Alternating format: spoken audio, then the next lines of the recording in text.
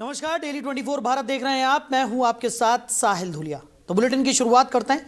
UGC मुद्दे को लेकर जारी प्रदर्शन के बीच पुलिस कार्रवाई को लेकर सियासी हलचल तेज हो गई है। प्रदर्शन में शामिल होने जा रहे लोगों को पुलिस की तरफ से लगातार नजरबंद किया जा रहा है।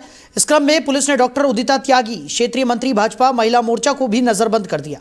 नजरबंदी से नाराज डॉक्टर उदिता त्यागी ने पुलिस और प्रशासन के खिलाफ विरोध का रास्ता अपनाते हुए अपने घर के बाहर आमरण अनशन शुरू कर दिया है। उनका कहना है कि उन्हें बार बार बिना स्पष्ट कारण के नजरबंद किया जा रहा है, जो उनके लोकतांत्रिक अधिकारों का हनन है। डॉक्टर उदिता त्यागी ने सरकार से सीधे सवाल करते हुए कहा कि आखिर उन्हें बार बार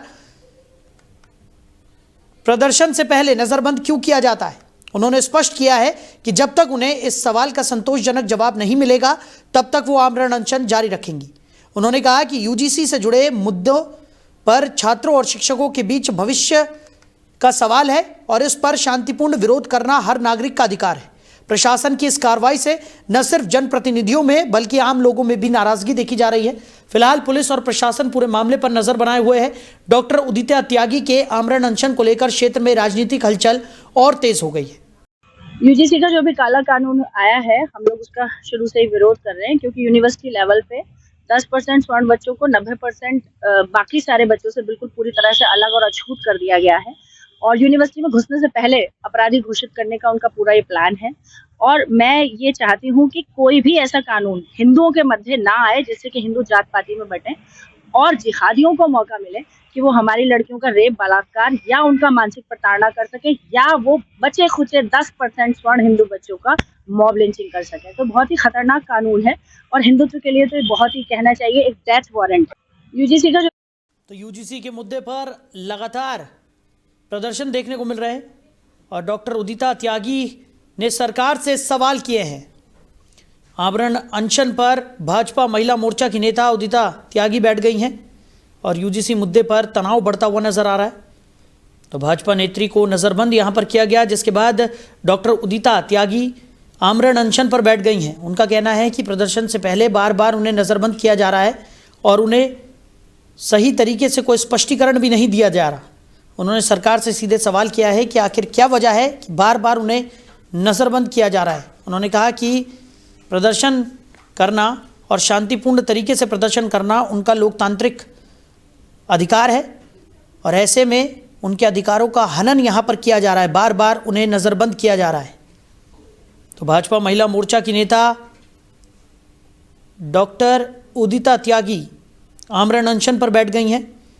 यूजीसी प्रदर्शन के बीच भाजपा नेत्री को नज़रबंद किया गया था, जिसके खिलाफ विरोध दर्ज कराते हुए डॉक्टर उदिता त्यागी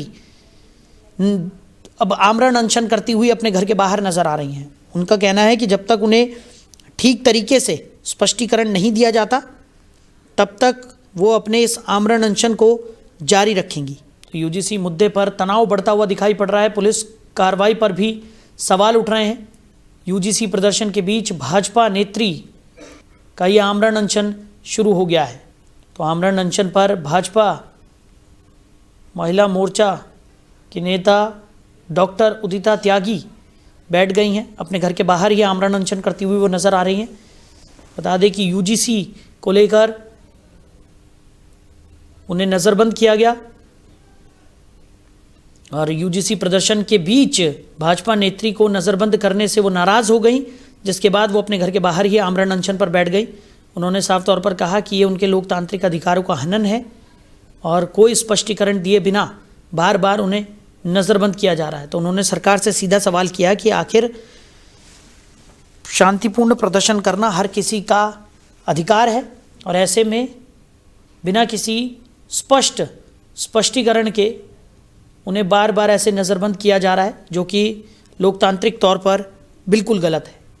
तो आपको बता दें कि डॉक्टर उदिता त्यागी के आमरण अनशन को लेकर क्षेत्र में राजनीतिक हलचल तेज़ हो गई है और डॉक्टर उदिता त्यागी ने सरकार से सवाल भी किया है।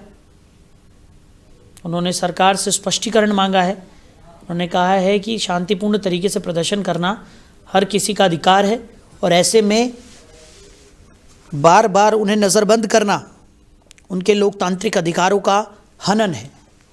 उन्होंने कहा है कि जब तक उन्हें स्पष्टीकरण नहीं दिया जाता तब तक वो अपना आमरण अनशन जारी रखेंगी। तो एक तरफ यूजीसी को लेकर पहले से ही माहौल गरमाया हुआ है और उस बीच अब डॉक्टर उदिता त्यागी का यह आमरण अनशन राजनीतिक हलचल का एक बड़ा कारण बन गया है। खबर पर ज़्यादा जानकारी के साथ हमारे सहयोगी अजीत रावत हमारे साथ जुड़ गए। अजीत, डॉक्टर उदिता त्यागी ने आमरण अनशन यहां पर शुरू कर दिया है। यूजीसी को लेकर प्रदर्शन के बीच उन्हें नज़रबंद किया गया था और उन्होंने सरकार से भी सीधा सवाल यहां पर किया है। उन्होंने साफ तौर पर स्पष्टीकरण मांगा है। क्या स्थिति इस वक्त देखने को मिल रही है और क्या कुछ इस पूरे मामले में निकलकर सामने आ रहा है? लगातार यूजीसी बिल का विरोध कर रही है और ये जाहिर सी बात है कि जब से ये बिल लागू हुआ है तब से स्वर्ण समाज के और तमाम वो संगठन जो है हिंदुत्व से जुड़े संगठनों ने भी इसका बहिष्कार किया है। आपको बता दें कि इसको काला कानून बताया है और इसी को कहीं ना कहीं वापस करने के लिए काले कानून को वापस करने के लिए तरह तरह के धरना प्रदर्शन भी देखने को मिल रहे हैं। फिलहाल गाजियाबाद की स्थिति की अगर बात करें तो गाजियाबाद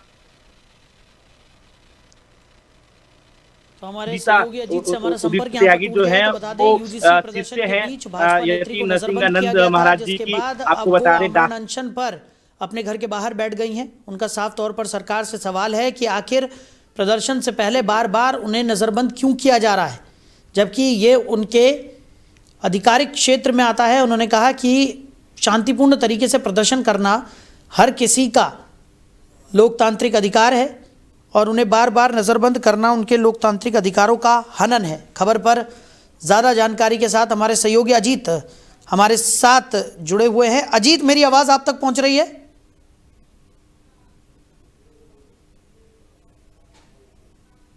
अजीत, सुन पा रहे हैं आप?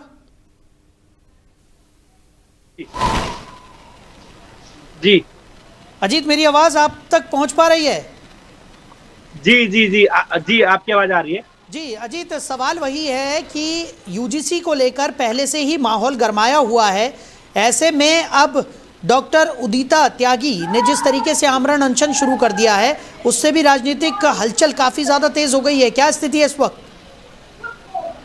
स्थिति ये है, फिलहाल गाजियाबाद पुलिस जो है उनको हाउस अरेस्ट ही कर लिया था और आपको बता दें कि देर शाम को वो अपने घर के बाहर ही अपने आंगन में घर के बाहर ही आंगन में बैठ गई थी और वहां पर ही विरोध प्रदर्शन अपना दर्ज कराया था। हालांकि पुलिस का कहना है कि यहां पर इनको हाउस अरेस्ट किया गया है कि किसी तरीके का धरना प्रदर्शन की अनुमति नहीं है, इस कारण इनको हाउस अरेस्ट किया गया है और यह कहीं ना कहीं एक यूजीसी के बिल को लेकर एक बड़ा आंदोलन भी देखने को मिल सकता है। आपको बताते हैं कि उसी के ठीक हाउस अरेस्ट करने के बाद जो इनके जो गुरु हैं, जो इनके शिष्य हैं, शिष्य तो घर के बाहर बैठकर धरना कर रहे हैं, तो वहीं दूसरी तरफ इनके जो गुरु हैं गाजियाबाद दासना देवी के जो महंत है यति नरसिंहानंद जी, वो अब उनके समर्थन में आ चुके हैं और कहीं ना कहीं उन्होंने आह्वान किया है कि अगर ये हाउस अरेस्ट की स्थिति ठीक नहीं हुई या हटाया नहीं गया तो कहीं ना कहीं एक बड़ा आंदोलन भी देखने को मिल सकता है। ये एक बड़ी बात है कि यूजीसी बिल को लेकर भी आज कई जगहों पर ब्राह्मण महासभा का आयोजन किया गया है। इसमें कहीं ना कहीं चर्चाएं जो है वो तेज हो सकती है यूजीसी बिल को लेकर। हालांकि सुप्रीम कोर्ट के फैसले के बाद रोक लगा दी गई थी और उसके बाद तमाम स्वर्ण समाज को एक थोड़ी राहत तो मिली थी, मगर कहीं ना कहीं अब पूरी तरीके से आगे की लड़ाई लड़ने के लिए ये अब सभाएं और विरोध प्रदर्शन जो है वो लगातार जारी है। फिलहाल गाजियाबाद की जो स्थिति बताऊं मैं आपको, यहाँ पर स्वर्ण समाज के लोग तरह तरह के विरोध प्रदर्शन कर रहे हैं। गाजियाबाद के जिला कलेक्ट्रेट भी अभी हाल में ही उदिता त्यागी जो है डॉक्टर उदिता त्यागी पहुंची थी अपने समर्थकों के साथ, महिलाओं के साथ वहां पर भारी संख्या में पहुंची थी और अपना विरोध भी दर्ज कराया था। हालांकि उसी दिन सुप्रीम कोर्ट के निर्देश के बाद यूजीसी बिल पर रोक लगा दी थी और अब फिलहाल की जो स्थिति है आपको बता दूं, उसमें ये लग रहा है कि यूजीसी बिल को वापस लेने के लिए काले कानून बताया है लोगों ने और ये कहीं ना कहीं काले कानून को वापस कराने के लिए इस तरीके के बयान जो है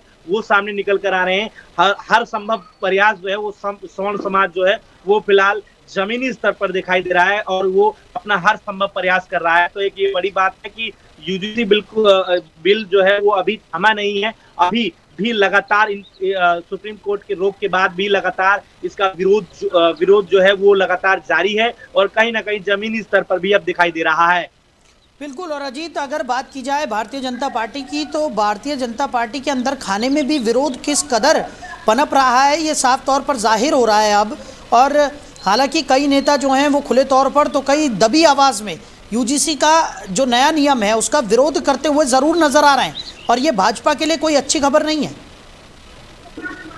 देखिए, जाहिर सी बात है कि अभी जिस तरीके से धीरे धीरे चुनावी माहौल जो है वो नजदीक आ रहा है, वैसे वैसे पार्टियों में भी काफी खलबली मची हुई है। आपको बता दें कि यूजीसी बिल को लेकर भी भाजपा के कई दिग्गज जो हैं विरोध प्रदर्शन पर उतर आए हैं और कहीं ना कहीं इसको काला कानून भी बता दिया है। आपको बता दें कि अब फिलहाल की जो स्थिति है गाजियाबाद की अगर बात करें तो यहाँ पर स्वर्ण समाज में कई भाजपा दिग्गज नेता जो हैं वो भाजपा में शामिल है और इसका विरोध भी कर रहे हैं। फिलहाल स्थिति ऐसी लग रही है, जो चर्चा चल रही है उसमें ये देखा जा रहा है कि उत्तर प्रदेश के मुख्यमंत्री योगी आदित्यनाथ को अपने उस पद से कहीं ना कहीं उनको अब भावी पीएम पद का उम्मीदवार भी देखा जा रहा है, तो उनको कहीं ना कहीं उनको नीचे गिराने के लिए भी इस तरह की रणनीति जो है वो चली जा रही है। ऐसी चर्चाएं जो हैं वो लगातार लोगों में देखा जा रहा है। फिलहाल यूजीसी बिल लाने का ये मकसद ये नहीं था कि लोगों का बंटवारा करना। एक तरफ तो भाजपा जो है वो हिंदुत्व का नारा देती है और कहीं ना कहीं एक है तो सेफ है कि नारों के साथ आगे बढ़ती है, मगर दूसरी तरफ भेदभाव, ऐसा भी कहें कि शिक्षा के मंदिर में इस तरीके का भेदभाव बिल लाना कितना जायज है और लोग इसको किस तरीके से देखते हैं। 2027 के चुनाव को लेकर लोगों की नजरें भी टिकी हुई है। इसको लेकर कोई ऐसे बदलाव नहीं होने चाहिए या ऐसा कोई रणनीति जो है वो भाजपा को नहीं लाना चाहिए जिससे उनको 2027 के चुनाव में खासा नुकसान उठाना पड़ सकता है। आपको बता दें कि जब हालांकि संख्या स्वर्ण समाज की कम है, 3% ही है, मगर जल्द यूजीसी बिल लागू होने के बाद सुप्रीम कोर्ट में रोक लग गया, अन्यथा एक बड़ा आंदोलन को भी देखने को मिल सकता था। मगर फिलहाल सुप्रीम कोर्ट के बाद आदेश के बाद ये रोक लगाई गई और उसके बाद यूजीसी बिल का भी लगातार अब विरोध हो रहा है। फिलहाल यूजीसी बिल को लेकर भाजपा की अगर बात करें तो वहां पर 2027 के चुनाव में खासा नुकसान भी उठाना पड़ सकता है। चलिए अजीत, हमारे साथ जुड़ने के लिए, इस तमाम जानकारी के लिए आपका बहुत शुक्रिया। तो लगातार यूजीसी को लेकर प्रदर्शन देखने को मिल रहे हैं, यूजीसी के नए नियम का विरोध लगातार देखने को मिल रहा है और इसी बीच डॉक्टर उदिता त्यागी ने आमरण अनशन शुरू कर दिया है। यूजीसी मुद्दे पर बड़ा तनाव यहां पर देखने को मिल रहा है। इस बीच भाजपा नेत्री को नजरबंद किया गया था, जिससे नाराज होकर डॉक्टर उदिता त्यागी ने सरकार से सवाल किया है और आमरण अनशन उन्होंने अपना शुरू कर दिया है। उन्होंने कहा है कि जब तक उन्हें स्पष्टीकरण नहीं दिया जाता तब तक उनका आमरण अनशन जारी रहेगा और इस तरीके से बार बार नजरबंद करना उनके लोकतांत्रिक अधिकार का हनन है। वहीं गाजियाबाद जनपद के धौलाना विधानसभा क्षेत्र 58 अंतर्गत गांव नाहल में मतदाता सूची पुनर्निरीक्षण अभियान के दौरान गंभीर फर्जीवाड़े का मामला सामने आया है। आरोप है कि कुछ संदिग्ध लोग बीएलओ बनकर ग्रामीणों से फॉर्म संख्या 7 पर हस्ताक्षर कराकर मतदाता सूची में छेड़छाड़ करने की कोशिश कर रहे थे। जानकारी के मुताबिक 2 पुरुष और 1 महिला गांव में पहुंचे और खुद को बीएलओ से जुड़ा बताते हुए ग्रामीणों से संपर्क करने लगे। वो नाम हटाने और संशोधन के नाम पर फॉर्म पर हस्ताक्षर करवा रहे थे। शुरुआती भ्रम में कुछ बीएलओ से जुड़े लोगों ने हस्ताक्षर भी कर दिए, लेकिन नाहल गांव की बीएलओ सुनीता को उनकी गतिविधियों पर शक हुआ। उन्होंने सतर्कता दिखाते हुए उन्हें फर्जी बताते हुए ग्रामीणों को सचेत किया। मामले की सूचना मिलते ही गांव के जिम्मेदार लोग मौके पर पहुंचे और तत्काल पुलिस को सूचना दी गई। पुलिस ने मौके पर पहुंचकर स्थिति को संभाला। तलाशी के दौरान संदिग्धों के पास से फर्जी कागजात बरामद किए गए। पूछताछ में आरोपियों ने खुद को भाजपा पार्टी से मंत्रिमंडल से जुड़ा बताया, जिससे राजनीतिक गलियारों में हलचल मच गई। घटना की जानकारी मिलते ही समाजवादी पार्टी के जिला अध्यक्ष फैजल हुसैन एडवोकेट, महानगर अध्यक्ष वीरेंद्र यादव एडवोकेट सहित बड़ी संख्या में सपा कार्यकर्ता मौके पर पहुंचे। सपा नेताओं ने प्रशासन से निष्पक्ष जांच और कड़ी कार्रवाई की मांग की। मौके पर नायब तहसीलदार, लेखपाल और पुलिस प्रशासन मौजूद रहा। बीएलओ की ओर से पूरे मामले को लेकर शिकायती पत्र सौंप दिया गया है। सपा जिलाध्यक्ष फैसल हुसैन ने बताया कि इस पूरे मामले से राष्ट्रीय अध्यक्ष अखिलेश यादव को अवगत करा दिया गया है। उन्होंने कहा कि मतदान सूची लोकतंत्र की नींव है और इसमें किसी भी तरह की छेड़छाड़ बर्दाश्त नहीं की जाएगी। भारतीय जनता पार्टी के जो कार्यकर्तागण हैं उनके द्वारा फार्म 7A अवैध तरीके से भर के दिया गया है। जबकि SIR की प्रक्रिया पीछे 2 महीने में पूर्ण की गई है, जिसमें ड्राफ्ट रोल आ चुका है। SIR की प्रक्रिया ही इतनी जटिल थी, उसमें आदमियों जितने भी यहाँ के वैलिड मतदाता थे उसको अपने नाम बचाने के लिए अपने लिए साक्ष्य देने पड़े और बहुत महत्वपूर्ण साक्ष्य जुटाने पड़े 2003 से। उसके बाद फार्म 7A की कोई औपचारिकता बचती ही नहीं थी, लेकिन उसके बाद इन लोगों ने अनाधिकृत रूप से समाजवादी पार्टी या PDA वोटर को टारगेट करके जानबूझ के प्रिंटेड फॉर्म जिसपे जो है ना तो वो स्थायी निवासी हैं यहाँ के और ना ही वो स्थानीय के BLA हैं, उसके बावजूद अनाधिकृत तरीके से जो है यहाँ के जो BLO हैं उन पे अनावश्यक प्रेशर बनाते हुए वो चाहते हैं कि भारतीय जनता पार्टी के द्वारा उन वोटों को कटवा दिया जाए। गाँव नाल में प्रकरण ये हुआ था कि कुछ अवैध तरीके से लोग आए थे, उनको हमने बोला कि आप किस लिए आए हो यहाँ पर, वो जबरदस्ती जो है फॉर्म 7 पे साइन करा रहे थे। एक BLO से 30 फॉर्म पर जबरदस्ती उन्होंने साइन कराए। लोकतंत्र में सबसे बड़ा अधिकार वोट का अधिकार होता है और उसी मताधिकार को छीनने का प्रयास किया जा रहा है। एक तरफ चुनाव आयोग लगातार प्रयास कर रहा है, फॉर्म 6 के जरिए से लगातार जागरूकता बढ़ा रहा है, कैंपों के जरिए भी कि ज़्यादा से ज़्यादा वोट बढ़ाए जाएं, लेकिन एक तरीके से बीजेपी के लोग जो है उसमें सेंध लगाने का कार्य कर रहे हैं और एक विशेष समुदाय के लोगों को, दलित समुदाय के लोगों को जो है वोट काटने का प्रयास किया जा रहा है, जो लोकतंत्र के लिए बहुत ही घातक है। आज समाजवादी पार्टी के BLA द्वारा हमें सूचना मिली कि बड़ी संख्या में, हजारों की संख्या में फॉर्म 7 भारतीय जनता पार्टी के कार्यकर्ता और पदाधिकारी यहाँ पर BLO को दबाव बनाकर जमा करा रहे थे। हम लोगों ने और BLA जो हमारे हैं उन्होंने उनको पकड़ा और यहाँ पर 112 पर कॉल करके उन्हें चौकी में सुपुर्द किया गया और उनके बाद बहुत सारे फॉर्म हैं जो अवैध तरीके से वो हमारे। उधर नोएडा में घर और फ्लैट में इंटीरियर डिजाइनर का काम करने के नाम पर बड़े स्तर पर धोखाधड़ी का मामला सामने आया है। पुलिस के अनुसार होम मास्टर प्राइवेट लिमिटेड नाम की कंपनी बनाकर लोगों से ठगी की जा रही थी। इस कंपनी के डायरेक्टर गुड्डू आलम को पुलिस ने गिरफ्तार कर लिया है। आरोपी नोएडा के सेक्टर 63 में इंटीरियर डिजाइनर का ऑफिस चलाता था। आरोप है कि गुड्डू आलम और उसके साथियों ने इंटीरियर डिजाइन, फर्नीचर और रिनोवेशन के नाम पर 20 से ज्यादा लोगों से करीब 2 करोड़ से भी ज्यादा की रकम ठग ली। आरोपी ग्राहकों से एडवांस रकम लेने के बाद न तो काम पूरा करता था और ना ही पैसे वापस करता था। पुलिस ने कार्रवाई करते हुए आरोपी के ऑफिस से 6 मॉनिटर, 6 CPU और 1 मोबाइल फोन बरामद किया है। जांच में सामने आया है कि इस गिरोह में शामिल 4 अन्य आरोपी अभी भी फरार हैं, जिनकी तलाश में पुलिस लगातार दबिश दे रही है। ये मामला नोएडा के सेक्टर 63 थाना क्षेत्र का है। पुलिस का कहना है कि पीड़ितों की संख्या और बढ़ सकती है। मामले की गहन जांच जारी है और फरार आरोपियों को जल्द गिरफ्तार किया जाएगा। थाना सेक्टर 63 पुलिस द्वारा आज एक धोखाधड़ी गैंग का पर्दाफाश करते हुए और एक व्यक्ति को गिरफ्तार किया गया है। ये लोग इंटीरियर डिजाइनिंग के नाम पे लोगों से धोखाधड़ी करते थे। लोगों से इंटीरियर डिजाइनिंग का अनुबंध करते थे। ये लोग अनुबंध पे लगभग 50-60% पैसे एडवांस में ले लेते थे। उसके बाद उनके घरों पे काम लगा करके 5-10% काम करने के बाद शेष पैसा प्राप्त कर लेते थे और काम छोड़ के चले जाते थे। जब लोगों द्वारा उनसे काम पूरा करने या पैसा मांगा जाता था तो उनके साथ गाली गलौज, मारपीट करते थे, उनको धमकाते थे। उनका जो कंपनी है उस कंपनी का डायरेक्टर, जिसे आज गिरफ्तार किया गया है, 4 अन्य लोग इसमें वांछित हैं, उन्हें भी से गिरफ्तार किया जाएगा। लगभग 20-22 लोगों से इन लोगों ने अब तक धोखाधड़ी की है और लगभग 2 करोड़ रुपए की धोखाधड़ी की गई है। इनके बैंक अकाउंट्स खंगाले गए हैं। जितने अभी प्राप्त हुए हैं उससे लगभग 50 लाख रुपए तक का ट्रांजैक्शन प्रमाणित हुआ है। शेष बैंक अकाउंट खंगाले जाएंगे और उनमें जो भी पैसे मिलेंगे उनको होल्ड कराया जाएगा। वहीं बुलंदशहर जिले में अधिवक्ता से रंगदारी मांगने के मामले में पुलिस को बड़ी सफलता हासिल हुई है। पुलिस ने छेड़छाड़ के झूठे मुकदमे में फंसाने की धमकी देकर 5 लाख रुपए की मांग करने वाले आरोपी महिला को गिरफ्तार कर लिया है। मामला खुर्जा नगर कोतवाली क्षेत्र का है। जानकारी के अनुसार आरोपी महिला ने एक अधिवक्ता के खिलाफ छेड़छाड़ का झूठा मुकदमा दर्ज कराया था। पुलिस जांच के दौरान यह मामला पूरी तरह फर्जी और मनगढ़ंत पाया गया। जांच में सामने आया कि महिला ने अपने पति और 2 वकीलों के साथ मिलकर अधिवक्ता पर दबाव बनाकर मोटी रकम वसूलने की साजिश रची थी। पीड़ित अधिवक्ता की तहरीर पर पुलिस ने महिला, उसके पति और 2 अधिवक्ताओं को नामजद करते हुए मुकदमा दर्ज किया था। मुख्य आरोपी महिला घटना के बाद से फरार चल रही थी, जिसे आज पुलिस ने दबिश देकर गिरफ्तार कर लिया।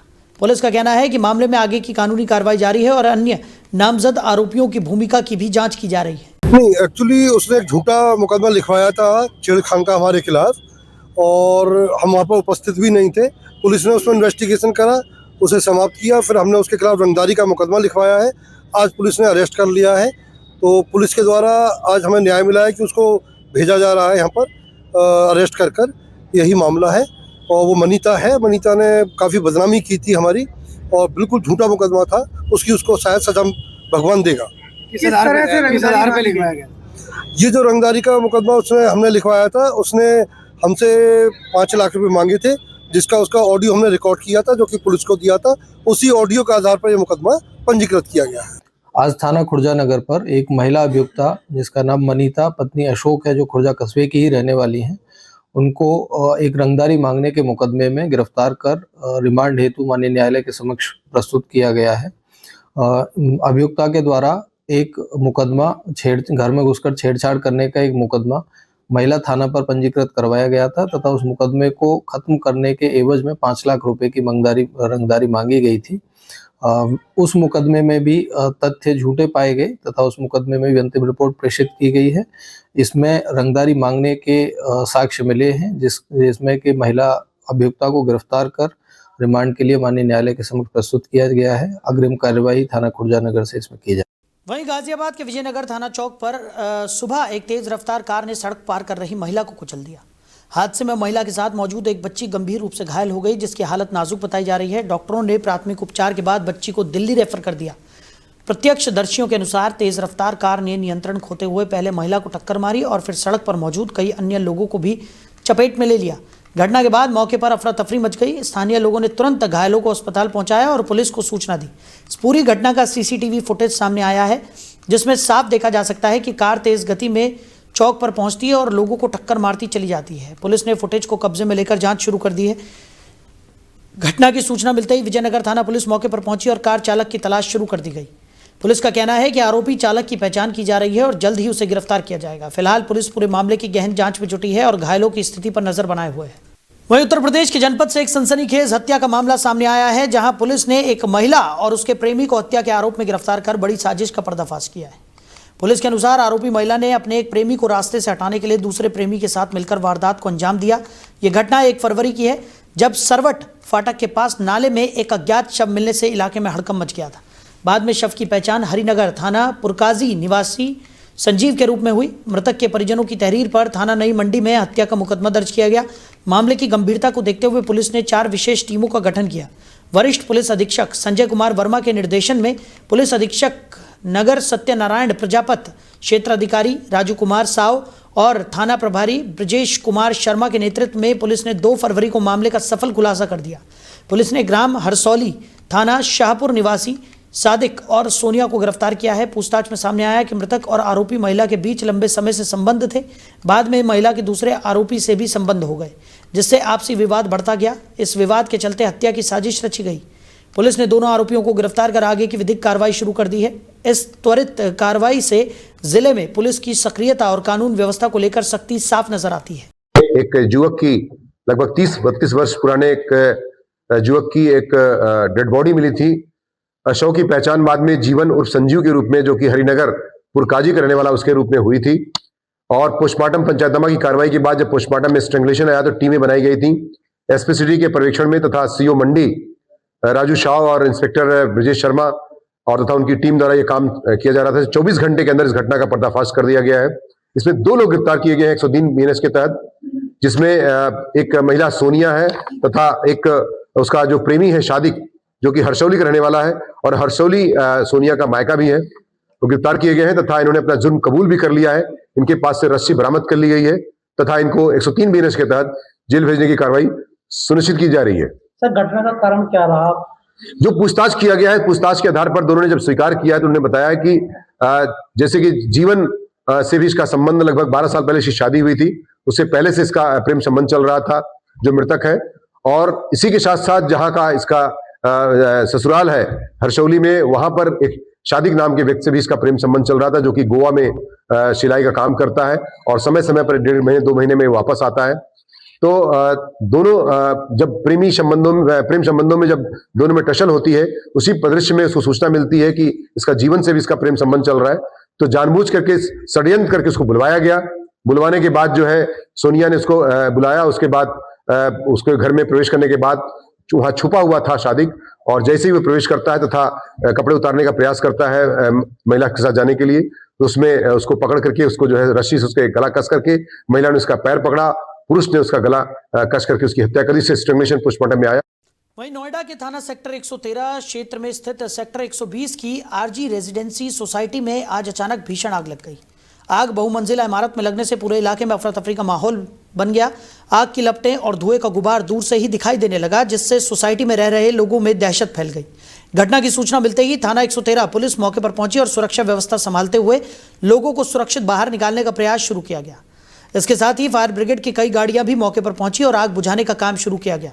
फायर कर्मी लगातार आग पर काबू पाने में जुटे हुए हैं। एहतियातन के तौर पर सोसाइटी के आसपास के इलाके को भी खाली करा दिया गया है ताकि किसी तरह की जनहानि न हो। राहत और बचाव कार्य लगातार जारी है। फिलहाल आग लगने के कारणों का पता नहीं चल पाया है। अधिकारियों का कहना है कि आग पूरी तरह काबू पाने के बाद ही नुकसान का सही आकलन किया जा सकेगा। पूरे मामले की जांच की जा रही है। यह पूरा मामला नोएडा के थाना सेक्टर 113 क्षेत्र का बताया जा रहा है। वहीं नोएडा से दिल्ली जाने वाले प्रमुख मार्ग महामाया फ्लाईओवर के नीचे एक बार फिर भीषण जाम देखने को मिला। खासकर डीएनडी और एक्सप्रेसवे से दिल्ली जाने वाले रास्ते पर वाहनों का अत्यधिक दबाव होने के कारण यातायात पूरी तरह ठप नजर आया। पीक आवर्स के दौरान जाम की स्थिति इतनी गंभीर हो जाती है कि वाहन चालकों को रेंग रेंग कर चलने के लिए मजबूर होना पड़ता है। स्थानीय लोगों और रोजाना इस मार्ग से गुजरने वाले यात्रियों का कहना है कि सुबह और शाम के समय यहाँ जाम लगना अब आम बात हो गई है। दफ्तर जाने और लौटने के समय वाहनों की संख्या अचानक बढ़ जाती है, जिससे फ्लाईओवर के नीचे लंबी कतारें लग जाती है। कई बार ये जाम घंटों तक बना रहता है। जाम की वजह से न सिर्फ आम नागरिक बल्कि स्कूल बसें, एम्बुलेंस और ज़रूरी सेवाओं से जुड़े वाहन भी प्रभावित हो रहे हैं। ट्रैफिक पुलिस की तरफ से व्यवस्था संभालने की कोशिश की जाती है, लेकिन वाहनों का अत्यधिक दबाव जाम की मुख्य वजह बना हुआ है। यात्रियों ने प्रशासन से मांग की है कि ट्रैफिक व्यवस्था को बेहतर बनाया जाए और पीक आवर्स के दौरान अतिरिक्त पुलिस बल तैनात किया जाए ताकि जाम से राहत मिल सके। तो फिलहाल इस बुलेटिन में मेरे साथ इतना ही। आप बने रहिए। नमस्कार।